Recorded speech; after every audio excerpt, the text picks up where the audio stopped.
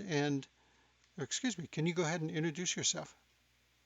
My name is Katherine, and I'm from Los Angeles, and I had my SCAD in March of 2016. Okay, great. So, can you just tell us in your own words, what's your connection? I guess you had a SCAD What happened? incident.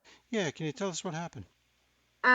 So one morning in March, I was feeling, I felt tightness in my chest and then down my arms. So I Googled it, like we all do, and it said I was having a heart attack. So it said, but then the pain stopped there and it went between my shoulder blades. And so I drove myself to the hospital in Marina Del Rey, and I was 60 pounds lighter. The heart meds have caused me to gain some weight, which I'm starting to lose. And they did an EKG and an X-ray, and they said you're not having a heart attack. You don't look like somebody having a heart attack.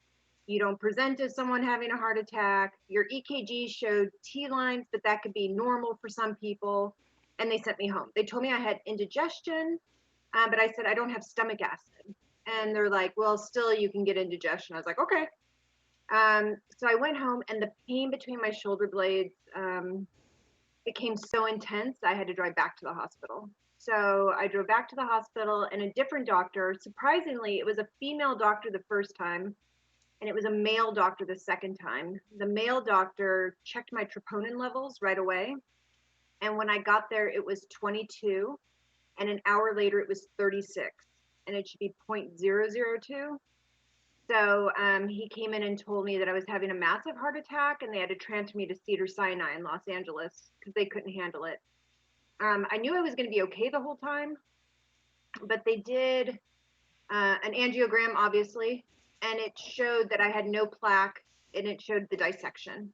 And so they told me that I had what was called a SCAD heart attack, which isn't typical. It's more rare. It usually only hits women. I had just turned 40 when it happened. I was in good health, but I was going through stressors. I had a lot of stress going on in my life, and so they said that it was a SCAD heart attack. The cardiologist didn't understand SCAD, and so he referred me to the Women's Heart Institute at Cedars-Sinai, which then put me in contact with Ellen um, out of San Diego, who got me involved with SCAD research and stuff. And they sent my angiograms to the Mayo Clinic, and the Mayo Clinic said I also had fibromuscular dysplasia, which probably caused the SCAD also. So that's how I got involved. And since then, I've done the 5Ks every year. And this is the first year I had to do it virtually. So actually, I finished it 10 minutes before I got on with you. So my hat's off, and my hat did say SCAD research. And I did it in my neighborhood. But I want to continue to support SCAD as much as I can. Right. Okay. So you had not heard of SCAD before this happened to you? No, and it's funny because my ex-husband's a shrink. And when I told him that my chest hurt and that I was driving myself to the hospital, he goes, "Oh, it's probably just a panic attack." Like, and then when I did more research on SCAD, I saw that women's health is kind of treated like a joke by a lot of people, um, which is unfortunate. And they always say like women are having panic attacks or they're having anxiety or whatnot, especially women who are generally healthy. They don't think to like look at other things. And so I got really involved, and now I'm like a huge advocate for my friends. Like, I even have girlfriends who will message me if they have chest pain and they're going to the hospital, and they're like, "What's that test that they ran on you?" And I was like, "Troponin." Like, I tell everybody, make sure they check your troponin. If your chest hurts, if you have to be an advocate for yourself. I found since having my heart attack. So Boy, that's true. You have to be an advocate for yourself. Now, darn it, you had a great. Oh, you said that the first folks did not really recognize this. What are some of the words they use, just to kind of prepare or arm anybody who might be watching this with the right information? What kind of words did they use that ended up just being, not anything that was getting things into the right direction? What were they telling you? I didn't display like somebody having a heart attack. I didn't look like somebody having a heart attack. I was too young. I wasn't overweight. I didn't have diabetes. Like she told me all these things, and I'm like, okay.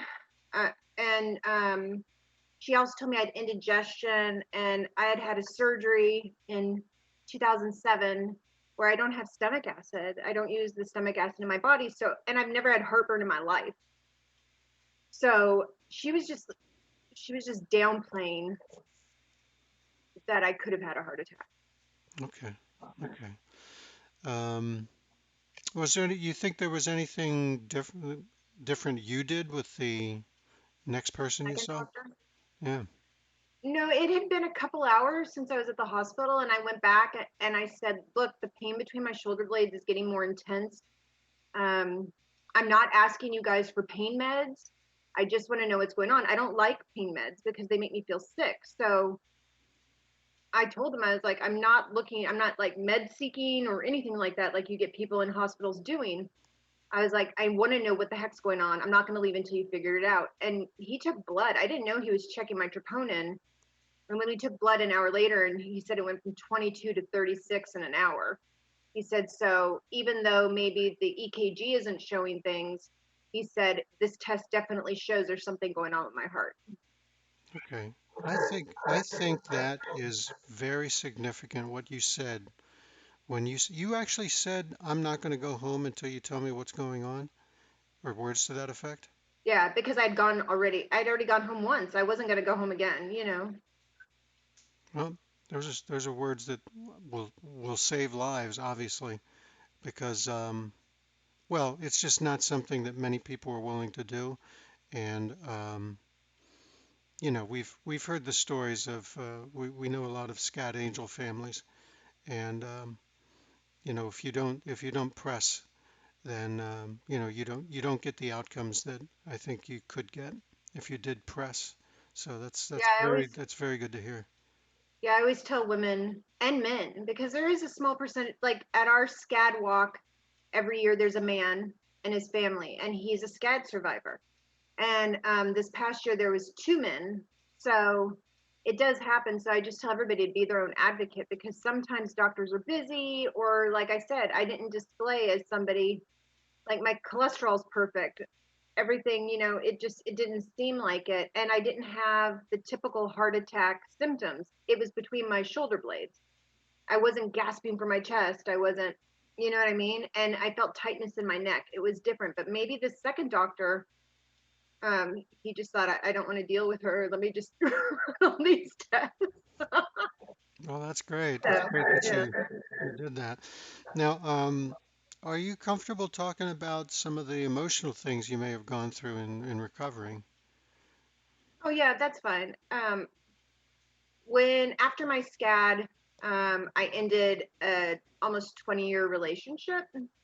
Um, I was being gaslighted, and I think that's what I mean. Even in the hospital, they told him like you're putting stress in her life, um, and so I had to end that. So there was a lot of emotional stuff going on after. Um, but I found Al-Anon. I don't know if anybody else has spoken of Al-Anon, but I found Al-Anon, and I was told that like even though it felt like it was never going to get better, that it would. And for a while, I felt like I failed because I had this type of heart attack, and now I had low blood pressure already, and they put me on these medications that made my blood pressure even lower, and I would cry because I couldn't cook dinner for my kids, and I lost my job as an HR director because I couldn't keep up, and so it's like I couldn't order dinner every night for my kids. There was just a lot of sadness at first, but I just kept remembering that I was being told like it will get better.